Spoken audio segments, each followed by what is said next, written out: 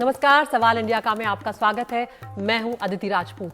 तो आज हम एक बहुत ही महत्वपूर्ण मुद्दे पर बात करने जा रहे हैं। कोरोना महामारी के बाद हमने देखा कि दिल की धड़कन रुकने से या हार्ट अटैक से मौत होने के मामले लगातार बढ़े। कई ऐसी तस्वीरें सामने आई जिसमें कभी कोई जिम में कसरत करते करते गिर गया तो कोई डांस करते करते अचानक गिर गया। मौत के इन कारणों का पता लगाने के लिए दिल्ली एम्स ने अध्ययन भी शुरू किया। एम्स और आईसीएमआर की स्टडी सामने आई है जिसमें ये देश में पहली बार हो रहा है जब हार्ट अटैक को लेकर कम्युनिटी में जाकर स्टडी की गई है। अब तक अस्पतालों में ही इस तरह के अध्ययन जो है वो किए जाते थे। इस रिसर्च का उद्देश्य ये था कि क्या मरीज समय से अस्पताल पहुंचे या इलाज में क्या कुछ दिक्कतें सामने आई या देरी की वजह आखिर क्या रही। तो सबसे ज्यादा जो बड़ी और महत्वपूर्ण बात निकल कर आई उसको हम आपको यहाँ पर बताते हैं। यहाँ पर कुछ चीजें जो स्टडी के माध्यम से सामने आई हैं उसमें यह है कि समय पर मदद जो है वो बहुत ज्यादा जरूरी माना गया। ऐसे में 10% लोग ही 1 घंटे से पहले अस्पताल पहुंच पाए, यानी कि जब शुरुआत में उन्हें तकलीफ हुई तब 10% लोग ही ऐसे थे जो उसी 1 घंटे में अस्पताल पहुंचे, क्योंकि जो पहला घंटा होता है वो बेहद अहम होता है, चाहे वो हार्ट अटैक हो या वो स्ट्रोक का मामला हो।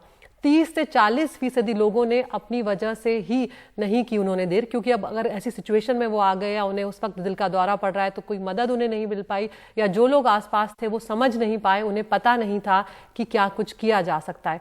55% लोग समझ ही नहीं पाए कि क्या हुआ। तो ये एक बहुत बड़ा फैक्टर है कि सबसे ज्यादा जो ऐसे हादसे हुए दिल के दौरे के उसमें 55% ऐसे लोग थे जो ये समझ ही नहीं पा रहे थे। जब किसी को दर्द शुरू हुआ या ऐसी कोई तकलीफ हुई तो वो ये समझ ही नहीं पाए कि ऐसा कुछ हो सकता है, और ऐसे लोगों ने अस्पताल जाने का फैसला लेने में देरी कर दी और ऐसे में कुछ लोगों की जान भी चली गई। 20 से 30% लोग पैसे या गाड़ी की परेशानी की वजह से अस्पताल नहीं पहुंच पाए, जो अपने आप में एक बड़ा फैक्टर है। और सिर्फ 10% लोग ही हेल्थ सिस्टम के रिस्पांस में देरी की वजह से नहीं बचे, यानी कि अगर अस्पताल पहुंच गए या वहां पर कोई लापरवाही हो गई या देर से उन्हें अटेंड किया गया तब ऐसा मामला सामने आया है। तो यहाँ पर सवाल इंडिया का में इस महत्वपूर्ण मुद्दे पर हम चर्चा कर रहे हैं और यहाँ पर हम सवाल भी ये उठा रहे हैं कि हार्ट अटैक को लेकर किस उम्र के लोग सबसे ज्यादा खतरे में हैं, और क्या अब भी लोगों में दिल के दौरे को लेकर जागरूकता की बेहद कमी है।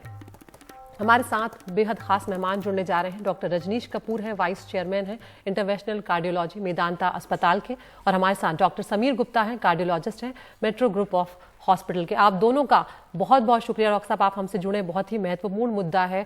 सबसे बड़ा सवाल यहाँ पर डॉक्टर रजनीश यही उठ रहा है कि समझे कैसे कि जो तकलीफ हो रही है वो हार्ट अटैक है, क्योंकि यहाँ पर लोगों को कई बार समझ में ही नहीं आ रहा है कि वो उनको ये तकलीफ शुरू हो गई है या उनको दिल का दौरा पड़ रहा है। तो सबसे ज्यादा एक जो स्टडी में सामने आया है ये सबसे ज्यादा महत्वपूर्ण है कि समझा कैसे जाए, क्योंकि जागरूकता की कमी लोगों में साफ तौर पर नजर आ रही है। बिल्कुल सही है ये। तो मैं ये मानता हूँ ये सबसे बड़ा गैप है हार्ट अटैक के डायग्नोसिस से हार्ट अटैक के प्रॉपर ट्रीटमेंट तक का।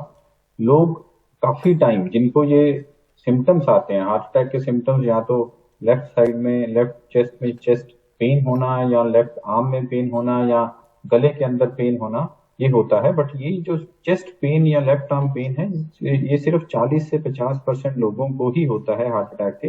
बाकी 40 से 50% बड़े एटिपिकल सिम्टम्स होते हैं, बर्पिंग होना, कुछ एसिडिटी जैसा लगना या पसीने आना। तो बहुत सारे पेशेंट जो स्पेसिफिक चेस्ट पेन से पीड़ित नहीं होते हैं वो यही सोचते रहते हैं ये एसिडिटी के कारण है, कल मैंने कुछ अजीब खाया था उसके कारण है।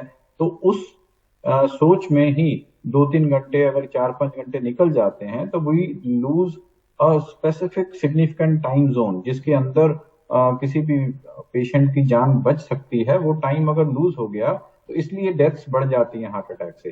तो जागरूकता की कमी है। हम सब लोग प्रयास करते रहते हैं अवेयरनेस और बढ़ाने का, दैट हार्ट अटैक के जो एटिपिकल सिम्टम्स हैं उनको बिल्कुल इग्नोर नहीं करें। स्पेशली वो लोग जो वल्नरेबल हैं, जिनमें रिस्क फैक्टर्स ज्यादा हैं, जो शुगर के मरीज हैं, जो ब्लड प्रेशर के मरीज हैं, या जो स्मोकिंग करते हैं, या जिनका फैमिली हिस्ट्री पॉजिटिव है। अगर उस व्यक्ति में ऐसे सिम्टम आते हैं जो 10-15 मिनट चलते हैं, ये मान लिया हर पहले 5 मिनट में ये मान लेना भी मुझे हार्ट अटैक है बहुत मुश्किल है कई बार, बट 10-15-20 मिनट में ये अचेत होना बहुत जरूरी है। ये इसका जानकारी होना बहुत जरूरी है भी, ये हार्ट अटैक हो सकता है। और सबसे इम्पोर्टेंट है इस सिचुएशन में कहीं भी आसपास जाकर एक ईसीजी जरूर कराना। एक ईसीजी से पता चलता है क्या ये हार्ट अटैक के लक्षण हैं, जी और अगर हार्ट अटैक के लक्षण हैं, अगर उसको टाइमली ट्रीटमेंट शुरू हो जाए तो वो जान बचाई जा सकती है, और यही एम्स की स्टडी में पाया गया। बिल्कुल डॉक्टर समीर, यहाँ पर ये बात कम से कम उम्मीद जगाती है कि अगर वक्त पर इलाज मिल जाए तो ज्यादातर लोगों की जान बचाई जा सकती है, चाहे वो किसी भी तरह का दिल का दौरा हो। हाँ जी, देखिए, अगर हम जैसे डॉक्टर कपूर ने बताया, जो इस स्टडी में जो दो इम्पोर्टेंट चीजें सामने आई हैं, अगर हम उसको गौर से समझेंगे, तो एक है अवेयरनेस, कि लोगों को मालूम नहीं पड़ रहा कि उनको हार्ट अटैक है, इसके क्या लक्षण होते हैं। एक तरह से अगर एजुकेशन करी जाए लोगों की, इनको समझाया जाए कि हार्ट अटैक क्या होता है, कैसे होता है, एक ये बहुत बड़ी और इम्पोर्टेंट चीज है। जैसे कि डॉक्टर साहब ने भी बताया, जब किसी को कोई तकलीफ होती है तो छाती में दर्द, हम नॉर्मली ये सोचते हैं कि आदमी छाती पकड़ के बैठा हुआ है तो दिल का दौरा पड़ा, लेकिन इसके और भी लक्षण होते हैं, जैसे कि घबराहट होना ऑल ऑफ अ सडन, या सांस फूलना, कभी कभी गैस का दर्द जो बहुत ज्यादा होता है, पसीने आते हैं। तो ये कुछ ऐसे लक्षण हैं जिनको हम नजरअंदाज कर देते हैं, जो हार्ट अटैक के लक्षण होते हैं। तो दूसरी चीज अगर आप देखेंगे जो स्टडी में सामने आई है, कि आदमी जो है अस्पताल टाइम पे नहीं पहुंच पाया। क्यों नहीं पहुंच पाया? ट्रैफिक थी, ट्रांसपोर्टेशन इश्यूज थे, घर पे अकेले थे, जो भी प्रॉब्लम है। तो इसके ये एक कम्युनिटी लेवल का इशू बन जाता है कि हमारे पास, जैसे कि बाहर के देशों में 911 या कोई इमरजेंसी नंबर होता है, कि आपने वो नंबर डायल करा और आप इमिडिएटली आपको हेल्थ केयर असिस्टेंस मिल जाती है, आपके डोर स्टेप पे एक एम्बुलेंस आ जाती है, आपको इमरजेंसी मेडिकल सर्विसेज मिल जाती हैं। तो ये एक दूसरी चीज, दूसरा पहलू है जो बहुत इंपॉर्टेंट है, और एक ये काफी बड़ा मुद्दा है ब्रॉडर हेल्थ केयर परस्पेक्टिव का, कि कि जो चीजें, जो वेकेंसी, जो लैक्यूने सामने आए, जो कमियां सामने आई हमारे हेल्थ केयर सिस्टम में। जी जैसे कि आपने पूछा कि अगर हार्ट अटैक होता है तो जो उसका शुरू का जो टाइम होता है, जो शुरू के 2 घंटे होते हैं, 1 घंटा इज द गोल्डन आवर, 2 घंटे और इम्पोर्टेंट होते हैं, कि अगर आप शुरू के 1-2 घंटे के अंदर अस्पताल आ जाएं तो आपके हार्ट के अंदर जो परमानेंट डैमेज होता है उसकी चांसेस बहुत कम हो जाते हैं, दे रिड्यूस्ड सिग्निफिकेंटली। तो हमेशा जरूरी ये होता है कि आप अस्पताल जल्दी पहुंचे, टाइम पे पहुंचे, और उसके लिए आपको इन दो चीजों की जरूरत पड़ेगी। एक है अवेयरनेस, कि क्या मुझे हार्ट अटैक के लक्षण क्या होते हैं, मुझे क्या करना चाहिए, और बिल्कुल दूसरी चीज वो ट्रांसपोर्टेशन एंड एक्सेसिबिलिटी, की मैं इस अस्पताल में जाऊंगा। बिल्कुल नॉर्मली डॉक्टर मैं अपने समीर, अब सारे आपने यहाँ मरीजों पर को, लक्षणों की बात कर ली है तो फिर अब उसी मुद्दे पर आ जाते हैं। डॉक्टर रजनीश, अगर आप हमारे दर्शकों को बता सके कि कौन कौन से वो लक्षण हैं जब ये समझा जा सकता है कि अब इसमें हम बिल्कुल भी देरी ना करें और तुरंत अस्पताल चले जाएं, तुरंत डॉक्टर से संपर्क कर लें। हाँ बिल्कुल। तो इससे पहले मैं एक और चीज पे एम्फोसिस देना चाहूंगा, वो जी ये है कि जो लोग रिस्क फैक्टर से पीड़ित हैं, जिनको रिस्क फैक्टर्स हैं, शुगर, ब्लड प्रेशर, स्मोकिंग का होना, पॉजिटिव फैमिली हिस्ट्री एक बहुत बड़ा रिस्क फैक्टर है, जिससे ये डिजीज हमारी जेनेटिक्स के अंदर भी चलती है। सो जिनकी फैमिली हिस्ट्री हार्ट डिजीज की पॉजिटिव है, उनको हार्ट अटैक या ब्लॉकेजेस होने के चांसेस ज्यादा रहते हैं, और वो ज्यादा रिस्क पे रहते हैं। कुछ लोग जो इस दायरे के अंदर हैं, रिस्क फैक्टर्स के अंदर हैं, और बल्कि मैं तो ये कहूंगा आजकल के दौर में सब लोगों को स्ट्रेस है, कुछ ना कुछ स्लीप डिप्राइव है, प्रोलॉन्ग सिटिंग भी एक हार्ट अटैक का रिस्क फैक्टर माना जा रहा है आजकल। तो सब लोगों को 40 की उम्र के बाद अपना एक स्क्रीनिंग टेस्ट अच्छे से करा के रखें, जिससे ये पता चले वो ज्यादा रिस्क फैक्टर वाले जोन में है या कम रिस्क फैक्टर वाले जोन में है। मान लीजिए हमने एक सीटी स्कैन कराया 40 की उम्र के बाद, उसमें पता चला इसमें 60% का ब्लॉकेज है हार्ट की नलियों के, हार्ट की धमनियों के अंदर। तो वो 60% वाले ब्लॉकेज वाले सीटी स्कैन वाले पेशेंट को अगर किसी आगे चल के कहीं चेस्ट पेन या घबराहट या पसीना आना ऐसे लक्षण होते हैं, तो सडनली ये माना जाएगा, उसके फैमिली मेंबर्स और आसपास सब ये जाने भी इसको ये ऐसा ब्लॉकेज पाया गया था और ये लक्षण हार्ट अटैक के हो सकते हैं। इसमें हमें तेजी से इसको अटेंड करने की जरूरत है। जी उन लोगों को भी ये डायरेक्शन देना पड़ेगा, उस पेशेंट को भी, ये हार्ट अटैक के लक्षण हैं तुम्हारे, हो सकते हैं, तो तुम्हें जल्द से जल्द किसी हॉस्पिटल में पहुंचना होगा, या अपना ईसीजी कराएं। आगे कार्डियक मार्कर्स, ट्रोपोनिन टेस्ट होते हैं, जिससे पूरा डायग्नोसिस बनता है। जो आपने क्वेश्चन किया, या लक्षण या तो चेस्ट पेन या लेफ्ट आर्म पेन का होना, गले में घुटन का होना, या एटिपिकल फीचर्स हैं, कुछ पसीना आना, घबराहट आना, या बर्पिंग जैसा लगना, जो एसिडिटी के फीचर से भी कई बार ये मिमिक करते हैं हार्ट अटैक के फीचर्स। और या सिंपल पैल्पिटेशन होना, तेज धड़कन होना। तो ये सब जो लक्षण है ये हार्ट अटैक के लक्षण हो सकते हैं। जो लोग रिस्क फैक्टर के दायरे में हैं उनको बिल्कुल भी इनको इग्नोर नहीं करना है और इसको जल्द से जल्द जांच कराना है। जी, यहाँ पर अब डॉक्टर समीर, यहाँ पर एक महत्वपूर्ण बात ये आती है कि जब आपके आसपास अक्सर, क्योंकि ये भी देखा गया स्टडी में, ये भी सामने आया कि घर में इस तरह की चीज़ें हुई हैं, कई बार जिम में भी हुई हैं, बाहर भी हुई हैं, लेकिन अगर इस तरह की सिचुएशन खड़ी हो जाती है कि जो परिवार के सदस्य हैं कई बार वो समझ नहीं पाते कि क्या करें, तो परिवार के सदस्यों को यहाँ पर सबसे पहला क्या कदम उठाना चाहिए जब वो ये समझ पा रहे हैं कि जो हमारे परिजन हैं उनको तकलीफ हो रही है या वो ये समझ जा रहे हैं कि शायद ये हार्ट अटैक हो सकता है, तो सबसे पहला कदम क्या उठाएं और उसके बाद किस तरह से वो आगे बढ़ें? देखिए, जो दो इसके इसके इस प्रॉब्लम के दो पहलू हैं। एक पहलू है कि आपको समझना कि हार्ट अटैक आ रहा है नहीं आ रहा, ये एक चीज है। और दूसरी चीज है कि अगर उसको हार्ट अटैक के चलते कार्डियक अरेस्ट हो जाए। तो अगर हम पहली चीज की पहले बात करते हैं कि समझना है कि आपको हार्ट अटैक है या नहीं है, अगर आपको पहले ये समझना है कि हार्ट अटैक है या नहीं है, उसके लिए अवेयरनेस इज वेरी इंपॉर्टेंट। सबको मालूम होना हार्ट अटैक के सिम्टम्स क्या होते हैं, इसको कैसे हम लोग डायग्नोस करते हैं। जैसे कि डॉक्टर साहब ने बताया, छाती में दर्द, गले में घुटन, कभी कभी गैस होना, पसीने आना, एकाएक सांस फूलना, इन चीजों को समझना और उसके बाद तुरंत ही अपने नजदीकी अस्पताल में जाके अपना एक ईसीजी करा के डायग्नोसिस बनाना। देखिए, मैं अपने सारे मरीजों को यही कहता हूँ कि आप सबको, आप इर्रिस्पेक्टिव आप कहाँ पर रहते हैं, आप सबको अपने आसपास एक ऐसा अस्पताल, एक ऐसा क्लिनिक होना चाहिए, उनके साथ टच में बना के रखिए कि अगर कभी कोई इमरजेंसी आ गई, चाहे मैं घर पे हूं चाहे मैं काम पे हूं, मैं कहाँ जाऊंगा। एक ऐसी इमरजेंसी फैसिलिटी सबके पास अपने दिमाग में होनी चाहिए। तो आप वहां जाइए, अपना ईसीजी कराइए।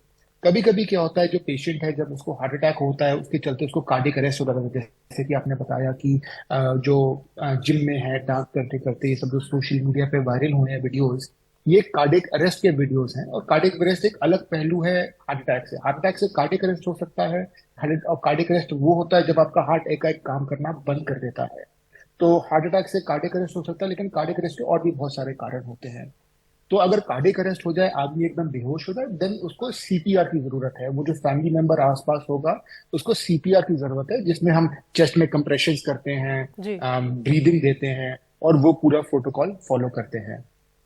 बिल्कुल। तो डॉक्टर रजनीश, यहाँ पर जो बात डॉक्टर समीर कह रहे हैं कि हार्ट अटैक और कार्डियक अरेस्ट जो है वो बिल्कुल अलग चीज़ें हैं और उनमें दोनों में सिचुएशंस भी अलग होती हैं, लक्षण भी थोड़े अलग तो होते ही हैं। लेकिन यहाँ पर अगर ये सवाल थोड़ा सा कॉम्प्लिकेटेड हो सकता है, लेकिन यहाँ पर अगर हार्ट अटैक में सीपीआर दे दे, क्योंकि कई बार लोगों को नहीं समझ में आ रहा होता कि क्या है, उससे कोई दिक्कत तो नहीं होगी? नहीं, बिल्कुल। कोई भी पेशेंट अगर ऐसे जिनको लक्षण हुए, कुछ चेस्ट पेन या लेफ्ट आर्म पेन था, उसके बाद वो कोलैप्स कर गया पेशेंट, तो ये हार्ट कार्डियक अरेस्ट का मामला हो सकता है। तो इसमें बेस्ट यही है, जैसा समीर ने बताया, हम सीपीआर, कोई भी आसपास के व्यक्ति जो हैं, विसिनिटी में जो लोग भी उपलब्ध हैं, चाहे वो फैमिली मेंबर्स हैं, चाहे वो जॉब के एरिया में हैं, तो उनको सीपीआर स्टार्ट करना चाहिए। सीपीआर कोई बहुत मुश्किल तकनीक नहीं है। सिंपल अपने हाथों को ऐसे, डिजिट्स को ऐसे इंटरलेस करके चेस्ट, पहले पेशेंट को जांच लें, उसका रेस्पिरेशन चेक करें, उसका पल्स चेक करें। अगर दोनों चीजें नहीं चल रही हैं तो ये कार्डियक अरेस्ट का मामला हो सकता है। पेशेंट को एक हार्ड सरफेस पे होना चाहिए, फ्लोर बेस्ट होता है, उस पे उसको लिटाया जाए और उसके चेस्ट के ऊपर अपने हाथों को ऐसे डिजिट्स को इंटरलेस करके चेस्ट के ऊपर दबाना शुरू करें। बहुत सिंपल टेक्निक है। 1 मिनट में 100 बार का फ्रीक्वेंसी होना चाहिए चेस्ट कंप्रेशन का, एडिक्वेट प्रेशर होना चाहिए, ताकि जो कार्डियक अरेस्ट हुआ, होता क्या है, जब कार्डियक अरेस्ट हुआ तो ब्लड फ्लो ब्रेन का रुक जाता है और अगर 2-3 मिनट के बाद हमने हार्ट को रिवाइव हो गया, हार्ट वापस आ गया, बट उसमें ब्रेन डैमेज हो जाता है, इसी को कोमाटोस सिचुएशन बोला जाता है। तो हमें वो नहीं होने देना। और इससे ये देखा गया है कि जो कार्डियक अरेस्ट के पेशेंट्स हैं, जिनको कार्डियक अरेस्ट हुआ, अगर उनको एडिक्वेट और एप्रोप्रिएट सीपीआर मिलता है तो उसमें से 20 से 25% लोगों की जान बचाई जा सकती है। मैं 1 मिनट और लेना चाहूंगा। मैसेज ये है, जो मैसेज, स्ट्रॉन्ग मैसेज मैं देना चाहता हूं, हमने अपनी प्रैक्टिस में देखा बहुत सारे पेशेंट्स को, जब हम उनको नॉर्मल वे में ये बताना चाहते हैं कि आपको ये हार्ट अटैक आ जाए, कभी ऐसे लक्षण हो तो आप अपनी जांच जल्द से जल्द कराएं, उनका सीरियसनेस नहीं होता उस पर। इसलिए मैं आजकल अपने पेशेंट्स को बहुत एम्फसाइज करता हूं एक सीटी कॉरोनरी एंजियो कराने के लिए। जी। अगर पेशेंट अपनी सीटी कॉरोनरी एंजियो में उसको अपनी धमनी में 50% ब्लॉकेज दिखता है, then their seriousness towards the situation becomes much better. तब वो लाइफस्टाइल चेंजेस या एस्पिरिन या जो जो दवाएं कोलेस्ट्रॉल कम करने की स्टैटिन्स हैं वो सब लेने के लिए ज्यादा सीरियस होते हैं और अपने रियलिटी को समझ पाते हैं।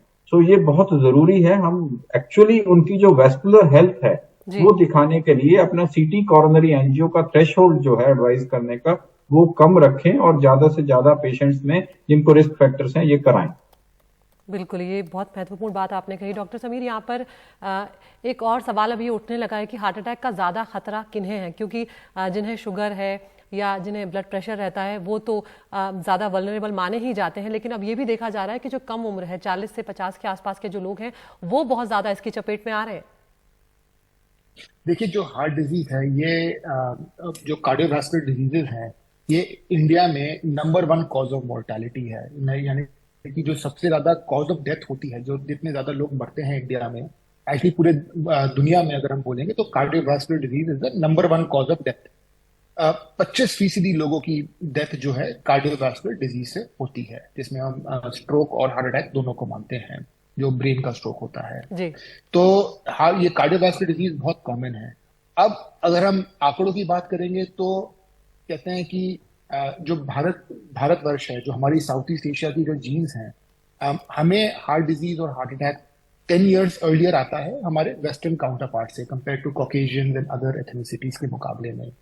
और जो जो इसके जो रिस्क फैक्टर्स हैं, you are absolutely right, diabetes, high blood pressure, smoking, stressful lifestyle, pollution एक बहुत इंपॉर्टेंट चीज है जिसके बारे में हम लोग अक्सर बातें नहीं करते। बहुत पेपर लिखे गए हैं इसके बारे में कि हम सब दिल्ली में रहते हैं तो दिल्ली में जो पोल्यूशन है वो बहुत ज्यादा होती है। और उसके बाद जो हमारा लाइफस्टाइल काफी खराब हो गया है, हम सब लोग गाड़ी में चलते हैं, एक्सरसाइज कम करते हैं, लिफ्ट का प्रयोग करते हैं ना कि स्टेयरकेस का।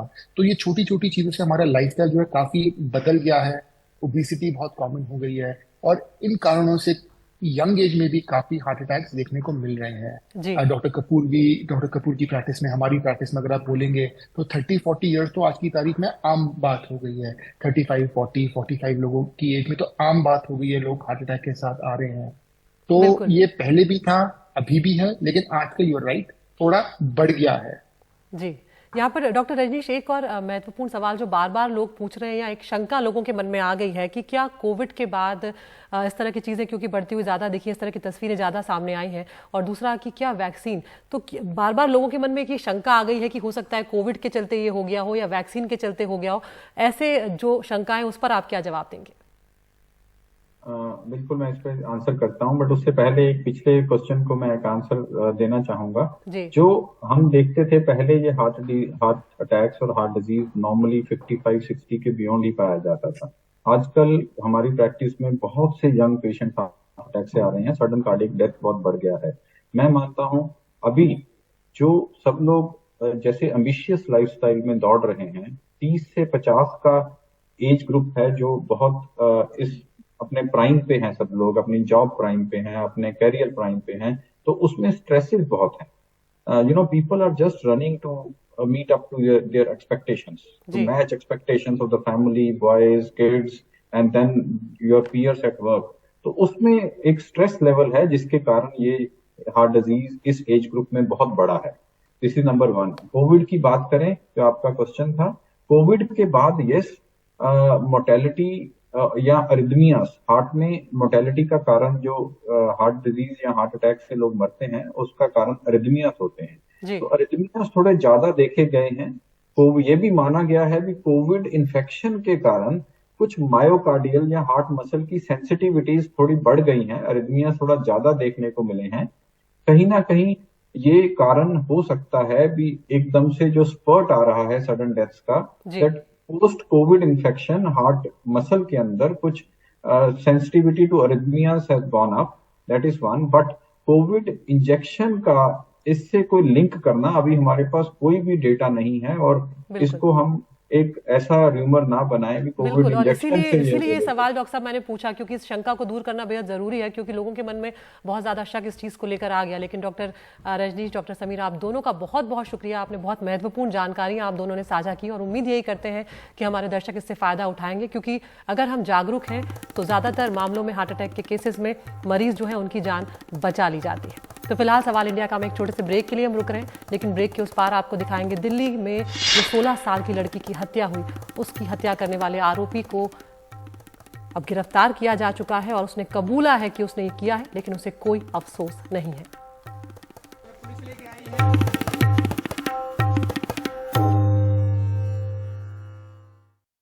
दिल्ली में 16 साल की लड़की की निर्मम हत्या ने एक बार फिर पूरे देश को हिलाकर रख दिया। इस तरह की आपराधिक प्रवृत्ति के मामले लगातार बढ़ते जा रहे हैं, जो चिंता का सबब है, क्योंकि ऐसे कई मामले हाल ही में सामने आए हैं। आरोपी साहिल को 2 दिनों की पुलिस रिमांड पर भेजा गया है। पुलिस ने साहिल को यूपी के बुलंदशहर से कल गिरफ्तार किया था। साहिल ने पूछताछ में बताया है कि उसे अपने किए पर कोई भी पछतावा नहीं है।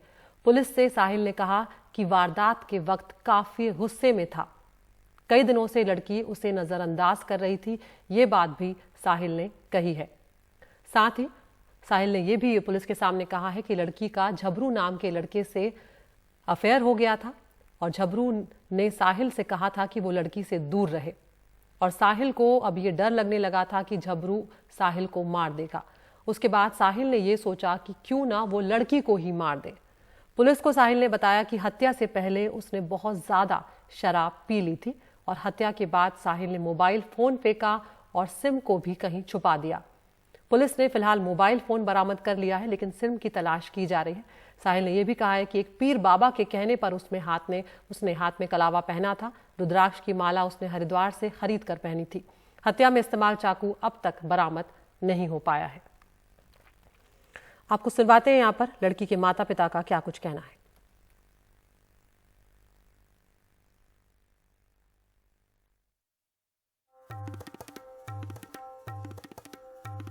क्या चाहते हैं आप? जी बता दीजिए। कि इनके हाथ में है, मैं फांसी चाहती हूँ उसकी, ऐसे मौकों पर भी जैसे मेरी लड़की गई उसको भी जाना चाहिए। मैम मैं ही ये मांग कर रहा हूँ, जैसे उसने दरिंदे जैसे मेरे बेटी को बेरहमी से मारा है, वैसे उसको फांसी की सजा होनी चाहिए मैम, ताकि आगे कोई ऐसा करने की हिम्मत ना करे। देखिए, इसमें जो यहाँ ये साक्षी हत्याकांड कहें तो उसमें जो एक्यूज साहिल है उसको कल अरेस्ट कर लिया गया था बुलंदशहर से, और आज उसको कोर्ट में पेश किया गया। उसके बाद 2 दिन की उसको पुलिस कस्टडी मिली है, जिसमें हम इन्वेस्टिगेशन के लिए डिफरेंट पहलू जो होते हैं, अलग अलग पहलू, उसके ऊपर उसके साथ पूछताछ करेंगे और जो एविडेंस है उसको रिकवर कर रहे हैं। पुलिस से पूछताछ में साहिल ने झबरू नाम के एक लड़के का जिक्र किया है और उसके चलते ही उसने कहा कि उसने लड़की को ही मारने का फैसला लिया। यहाँ पर झबरू का भी बयान सामने आया, सुनवाते हैं उसने क्या कुछ कहा है। जिस समय पूरी वारदात हुई, क्या उस समय मौजूद थे? उस टाइम पे मैं नहीं था, सब यहाँ पे से जा चुके थे। मैं आया था बाद में, उस टाइम पे पुलिस वाले भी थे यहाँ पे जब मैं आया। हाँ जी। तो आपने उठाकर उसको एम्बुलेंस में डाला था। हाँ जी। कितना ब्लड निकल चुका था उसका? ब्लड तो मैं क्या बताऊँ, ये देख लो ब्लड ही है। तो साहिल को जानते हो आप? नहीं, मेरा क्या कॉन्टेक्ट है साहिल से। आप साक्षी को कैसे जानते थे? साक्षी से मेरा कोई मैटर ही नहीं है, बस ऐसे ही मैं तो आया था तो उसको उठा के डाल दिया, कोई उठाने वाला ना था। तो इस पूरे मामले ने कहीं ना कहीं परेशान किया है और अब देखते हैं कि क्या कुछ इसमें सामने निकल कर आता है, क्योंकि आरोपी को तो गिरफ्तार यहाँ पर कर ही लिया है। फिलहाल सवाल इंडिया का हम एक ब्रेक के लिए रुक रहे हैं और आगे अब बात करेंगे मणिपुर की, जहां पर दोबारा हिंसा भड़की है और इस बीच गृह मंत्री अमित शाह दौरे पर पहुंचे हैं।